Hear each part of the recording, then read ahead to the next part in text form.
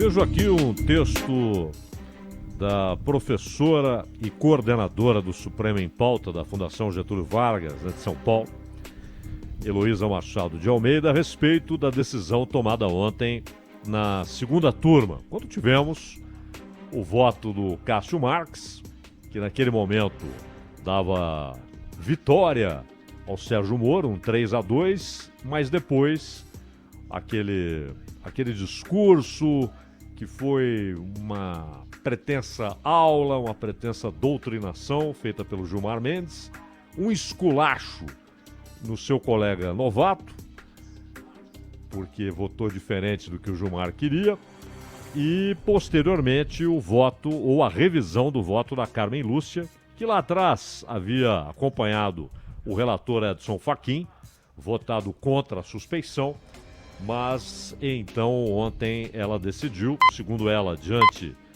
de novos elementos, novas descobertas, novas informações, mudar seu voto, e aí 3-2, considerando, portanto, a segunda turma do Supremo, que Sérgio Moro foi parcial no julgamento referente à denúncia que pesava contra o ex-presidente Lula, referente ao triplex no Guarujá.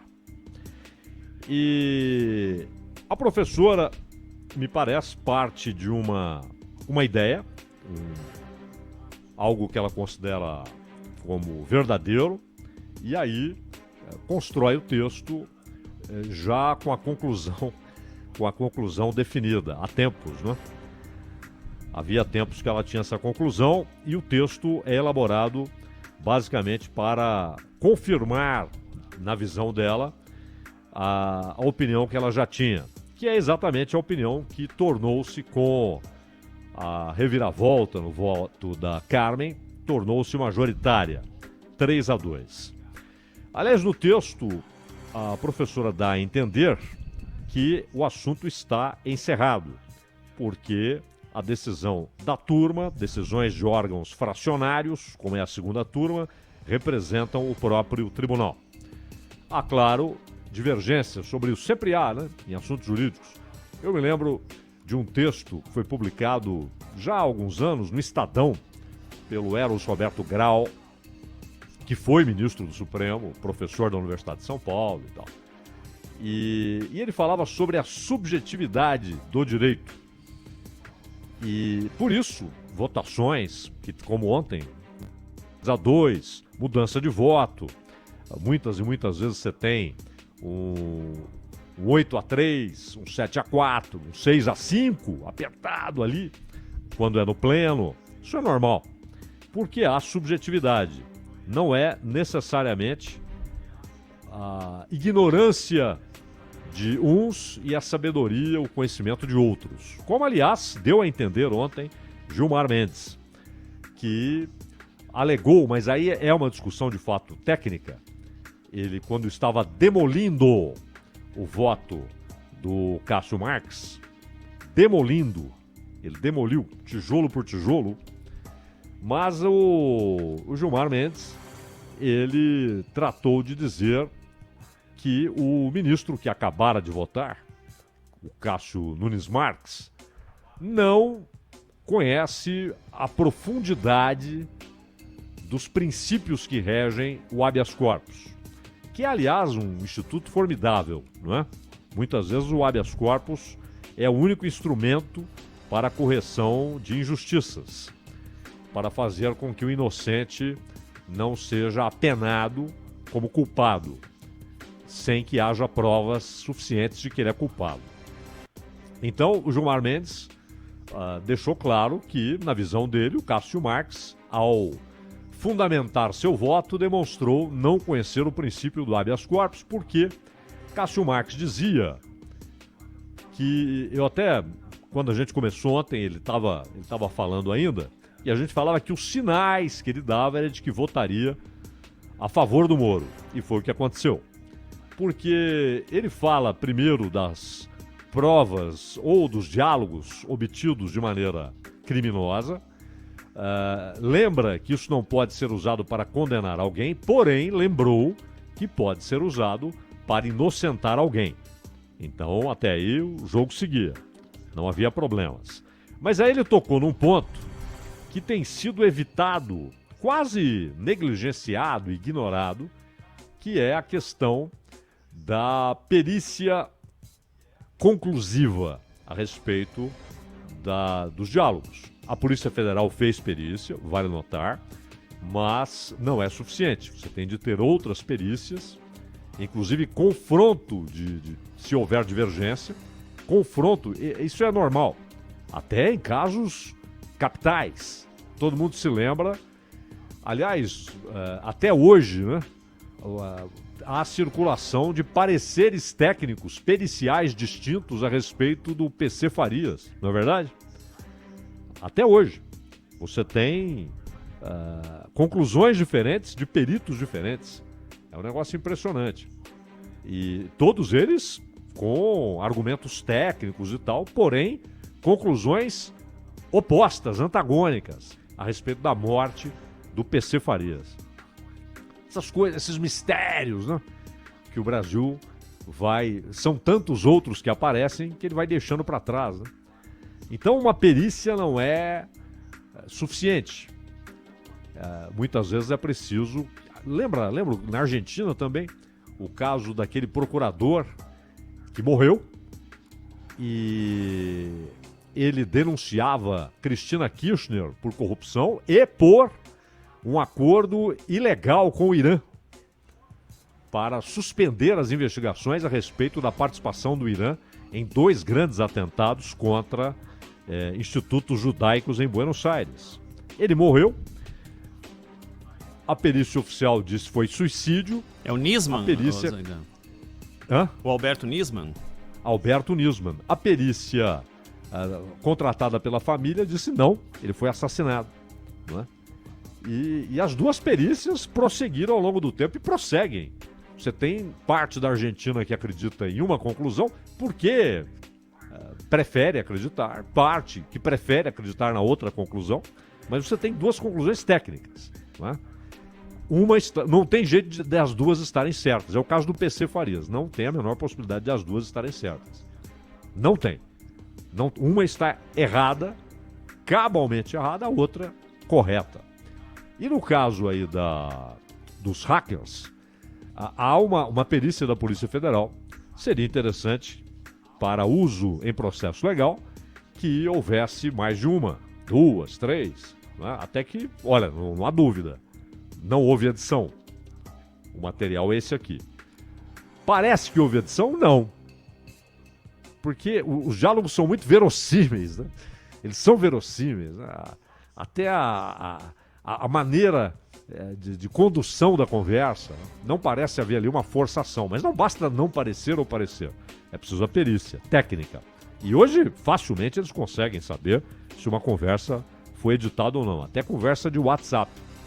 Agora, a questão é, enquanto a perícia não vem, talvez nunca venha, uma outra perícia, pode ou não pode usar? Isso o Cássio Marques levantou. A isto, Gilmar respondeu: não se trata desse papo furado de hacker. Estamos falando de fatos. Nós também fomos vítimas dos hackers, disse ele. E, portanto, não é isso. Isso aqui é uma ilustração. O caso em si não precisa dessas conversas. Basicamente é o que disse o Gilmar. Mas ele usou e citou, inclusive, o trabalho feito pelo Lewandowski em cima dessas conversas. O Lewandowski é o responsável pelo levantamento de todas essas conversas. Foi, aliás, quem autorizou a defesa do Lula a ter acesso total às conversas. Houve até um porém ali apresentado no dia da discussão, falando, mas ministro, ali tem coisas que não tem nada a ver com o Lava Jato, porque eles hackearam muita gente. Há conversas, inclusive, particulares. Não é? Então, não é o caso de selecionar só o que é pertinente ao caso. E o Lewandowski disse não. Como no poema do Vinícius de Moraes. Lewandowski disse não. Então ele liberou. O Gilmar usou os diálogos, no seu argumento, na fundamentação do seu voto lá no dia 9 de março? Sem dúvida. Lewandowski nem se fala. Então, essas ponderações do Cássio Marques não foram grosseiras, grotescas, absurdas, como muitos tentam vender. O que parece que ele errou feio, e aí um erro técnico, é a história de não enxergar ali, na votação de um habeas corpus, a possibilidade de discussão a respeito da suspeição. Não é? E até porque nunca foi julgada a suspeição do Moro. Foi ali. É inédito. Então não havia uma referência anterior. Não é esse o fórum, mas não há outro fórum debatendo isso. Essa é uma discussão que chegou ao Supremo e o Supremo decidiu encará-la. Agora, então ali o Cássio Marques parece ter errado em seu voto. E há também a aparência, né? Eu sempre me lembro aqui do debate, primeiro debate televisivo numa eleição presidencial, Nixon e Kennedy. O Kennedy sorridente, tranquilo, e o Nixon estava com febre, ele estava gripado, então ele suava. E o Cássio Marques parecia alguém inseguro lendo o seu voto, né? Me lembro até ontem do Milton Neves brincando, de microfone eu entendo, ele está lendo um negócio que escreveram para ele. Ou seja, ele tá ainda lidando com o texto, não é? E o Gilmar, para os padrões do atual do Supremo, os padrões do atual Supremo, ou padrões atuais do Supremo, de retórica, ele nada de braçada, não é? Ele não é um orador extraordinário, arrebatador, mas nos debates com seus pares, claramente ele tem uma oratória melhor. Não é? Ele apresenta mais facilmente, de maneira fluente, como se estivesse numa conversa informal, as suas ideias. E mesmo o Barroso, que tem um discurso articulado, tem um texto bem elaborado, mas não tem a oratória do Gilmar. E repito, não é que seja uma oratória brilhante, arrebatadora, mas na comparação com a maioria absoluta de seus pares, ele tem o que falta para a maioria, oratória. Falta para o Cássio, já ficou claro, falta para Carmen Lúcia, isso há tempos, aliás, os votos dela costumam ser fundamentados com argumentos confusos, e o Toffoli, né? O Toffoli tem um discurso muito pobre, muito pobre. O Gilmar não, o Gilmar fala bem, fala fluentemente, já tem a cancha, né? Já tem o costume, já tem o hábito, está ando, foi indicado pelo Fernando Henrique. E o Celso de Mello, anterior a ele, e o Marco Aurélio, anterior a ele, também lidam muito bem com aquele negócio. Mas ele fala até com mais facilidade e fluência do que o Marco Aurélio, o Gilmar. O Celso de Mello falava bem, embora muitas vezes com discursos muito longos, mas falava bem também. Mas o Gilmar fala bem, inclusive quando está irado, ele fala ainda melhor do que quando está ali apenas defendendo uma tese, não é? E ele está virado. Porém, eu discordo de algumas análises aí que diziam que o Gilmar estava ali desesperado tentando convencer a Carmen Lúcia. O Gilmar já sabia como votaria a Carmen Lúcia. Ela disse para ele, não necessariamente. Não necessariamente. E o Marco Aurélio errou. Sônia, Ronald, vocês estão lembrados que o Marco Aurélio disse que aquilo foi uma cortesia da Carmen, quando ela disse, vou esperar o voto do Cássio Nunes Marques, que havia pedido vista, e aí poderei fazer a revisão do meu voto.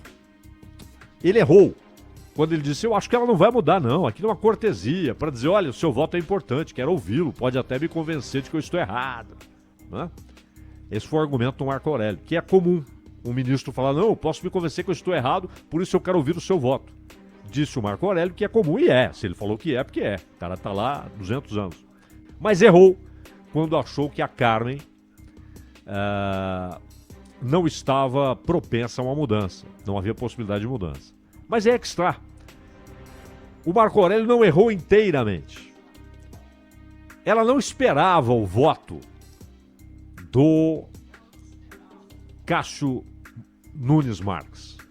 Tanto que ele votou de uma maneira e ela de outra. Não foi ele quem a convenceu. Definitivamente. Ele votou como ela havia votado e ela mudou o voto. Então não foi o voto do Cássio Marques, definitivamente, que convenceu Carmen Lúcia a mudar seu voto. Esse convencimento, essa mudança, veio de Gilmar Mendes. Ele provocou essa mudança, ele produziu essa mudança no seu voto e no dia a dia. No dia a dia, mesmo quando não tem sessão, mesmo quando está tudo ali à distância, eles conversam principalmente ali, diálogos, né?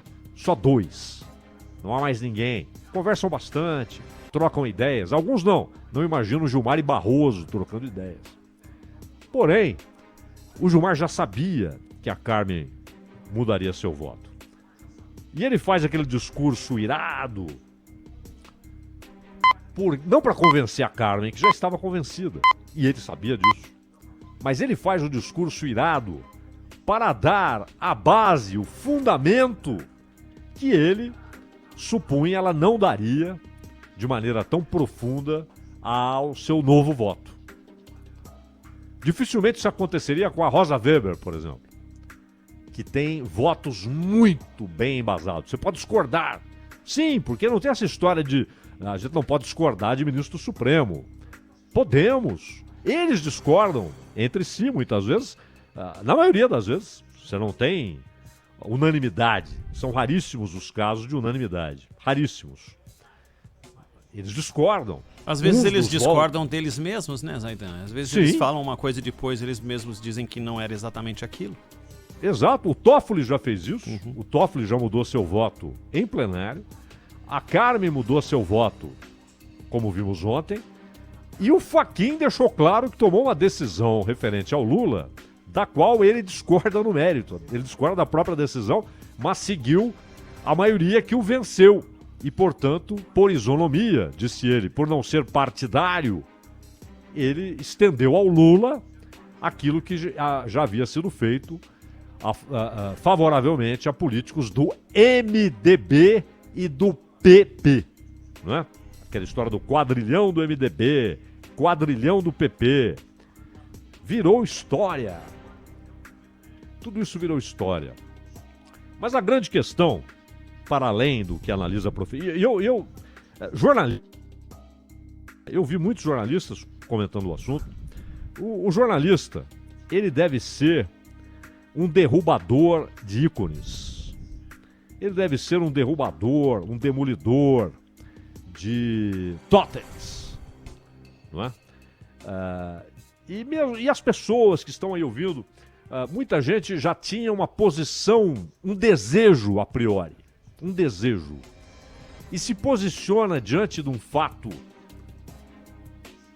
tentando adaptá-lo ao seu desejo.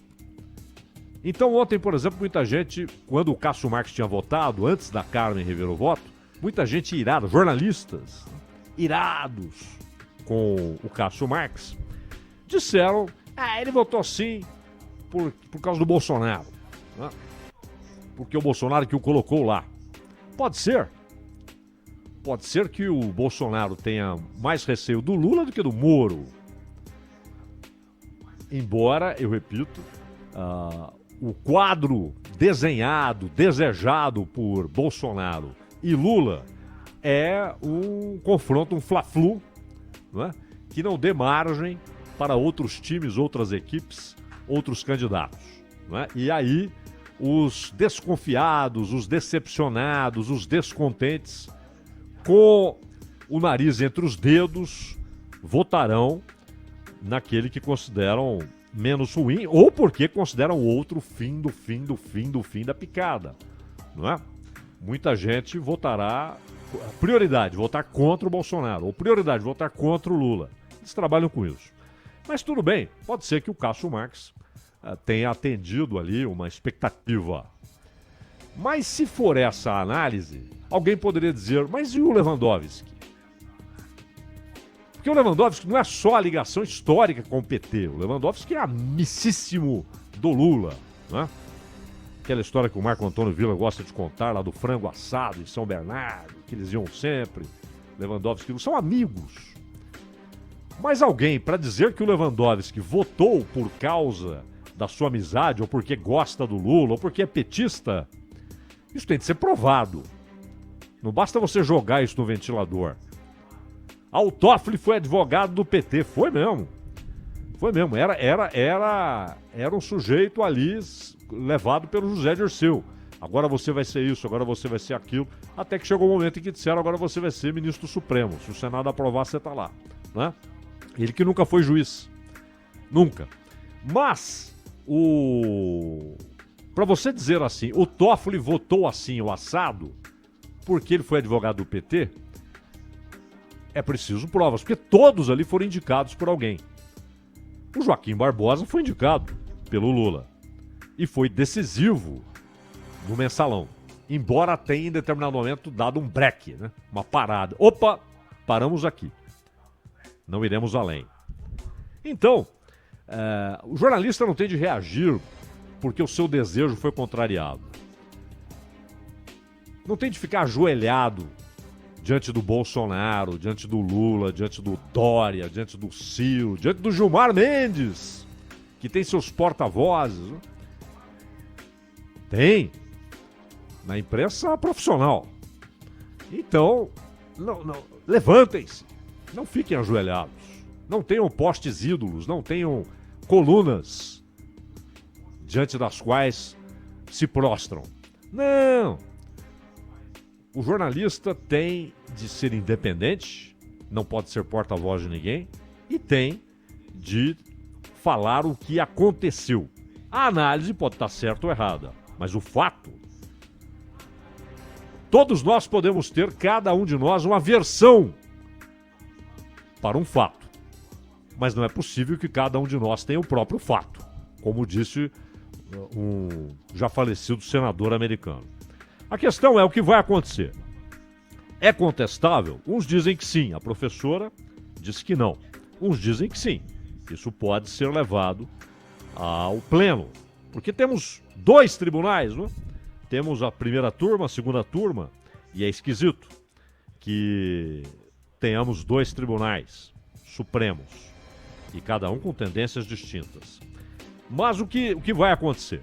Bom, de cara, anulado a história do triplex. A questão é, isso vai tocar, derrubar também o caso Atibaia? Esse é o próximo passo da defesa do Lula. Tecnicamente, a decisão foi sobre o triplex. Por quê? Porque o Atibaia já foi pós-Moro. Porém, a defesa dirá, começou com o Moro, foi influenciado pelo Moro e a sentença reproduz, inclusive, trechos da sentença do Moro relativa ao triplex. Trechos daquela sentença se repetem na sentença escrita pela Gabriela Hart, referente ao sítio de Atibaia. Paralelamente a isso, há a questão da transferência da competência jurídica, decisão do Fachin, que será avaliada, espero que rapidamente, pelo Pleno do Supremo. Vão derrubar? Vão manter o que decidiu o Fachin? O Marco Aurélio, que errou ontem, disse que sim, que vão derrubar por 6-5. Foi a primeira, quando ele falou sobre isso. Imagino até que ele votará contra porque ele chamou de bomba nuclear. Mas acho que vai errar de novo. Como errou, até inocentemente, ingenuamente, que Carmen Lúcia apenas fazia uma cortesia. Não. Ela apenas já anunciava o que faria. Embora não dependesse do voto do Cássio Marques. Aí houve, de fato, cortesia. Não é? E o que vai acontecer? Vai ficar só no Lula? Ou as centenas de decisões tomadas em Curitiba serão derrubadas como num dominó? Alguns juristas entendem que sim, alguns dizem que não. Caso isolado, não se esparrama. Outros dizem sim, vai se esparramar. Vai se esparramar. Vai se esparramar, vai beneficiar muita gente e talvez até daqui a pouco o país esteja diante de uma decisão que devolve dinheiro ao Odebrecht. Não é?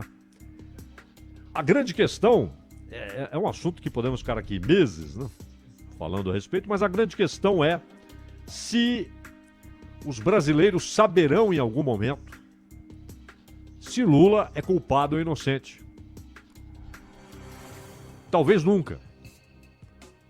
Assim como o Aécio, que aliás recebeu uma grande ajuda de Gilmar Mendes. E aí, é suspeito? A decisão do Gilmar quando ajudou o Aécio, ali, a conversa do juiz com o réu, isso o torna suspeito? A amizade o torna suspeito? Pode ser, em alguns casos sim, em outros não. Não é? Houve até aquele caso lá que ele foi padrinho do casamento lá no Rio de Janeiro, mas não se considerou suspeito. E debochou, inclusive, daqueles que pediam que ele não se metesse no caso. Que havia laços familiares, né, ou de compadrio. E aí? O Lewandowski, quando anuncia a sua decisão de anular tudo que aparecer de Lava Jato, é uma decisão suspeita? O voto do Gilmar no Tribunal Superior Eleitoral contra a cassação da chapa, e eu sempre insisto, aquilo já não teria nenhum efeito para Dilma, mas para o governo derivado do impeachment. Foi para isso que Gilmar trabalhou. Ele falou que não, o país não pode conviver contra a crise. Nenhum argumento técnico, né? Ele veio como um conselheiro político-econômico. Então, há muitos casos no judiciário brasileiro, inclusive no Supremo, que nos permitem perguntar se há suspeição ou não. O fato é, 3-2, tudo anulado. Lá em Brasília não se pode usar prova nenhuma, no caso do triplex. E se o Lula conseguir ao fim, primeiro, se é mantida a decisão do Fachin pelo Pleno, um abraço, o Lula continuará como está, candidato. Se, ainda que derrubem isso, mas se houver a extensão da decisão sobre Moro no triplex para Atibaia, mesma coisa, o Lula fica livre para concorrer. Ah, mas e o novo processo? Como a professora alega aqui, não, mas ele pode ser condenado, pode ser... Um abraço. A prescrição é quase uma evidência nessa história.